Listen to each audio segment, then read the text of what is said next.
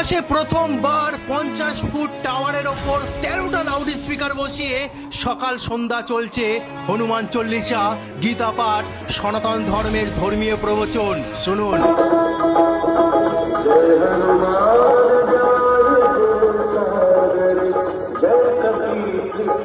হ্যাঁ, আপনারা ঠিকই দেখেছেন এবং ঠিকই শুনেছেন, যে কমিটি এই বিশাল টাওয়ার স্থাপনা করে সারা শহরের মধ্যে হনুমান চল্লিশা শ্রবণ করাচ্ছেন সনাতনীদের, তারা দাবি করেছেন যে আগামী দিনে ভারতবর্ষের প্রত্যেকটি মন্দিরে মাইক লাগানো হোক, পাড়ার জনগণকে, ছোট ছোট বাচ্চাদেরকে ধর্মীয় প্রবচন শোনানো হোক, যাতে তারা ধার্মিক হতে পারে, অশুভ পাপ কাজ থেকে বিরত থাকতে পারে, একটা সুশৃঙ্খল জীবনযাপন করতে পারে। এবং তারা এটাও বলেছে যে ভবিষ্যতে এমন একটা কমিটি করা হবে সনাতন বোর্ডের মাধ্যমে, যেখানে আর্থিকভাবে প্রত্যেকটা মন্দিরকে সহায়তা দেওয়া হবে এই লাউড স্পিকার লাগানোর জন্য, যাতে ভোরবেলায় মানুষ সনাতন ধর্মের কথা শুনে জেগে ওঠে এবং সন্ধ্যাবেলায় যখন সূর্য অস্ত যাচ্ছে তখনও যেন সনাতন ধর্মের কথা শ্রবণ করতে করতে রাতকে স্বাগতম করতে পারে। তো আপনাদের কাছে একটি প্রশ্ন করতে চাই, প্রত্যেকটা মন্দিরে কি এরকম সুন্দর মাইক লাগিয়ে ধর্মীয় প্রবচন, হনুমান চল্লিশা, গীতা পাঠ করানো উচিত?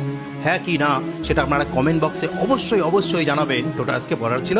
হরে কৃষ্ণ, জয় সনাতন ধর্মের জয়।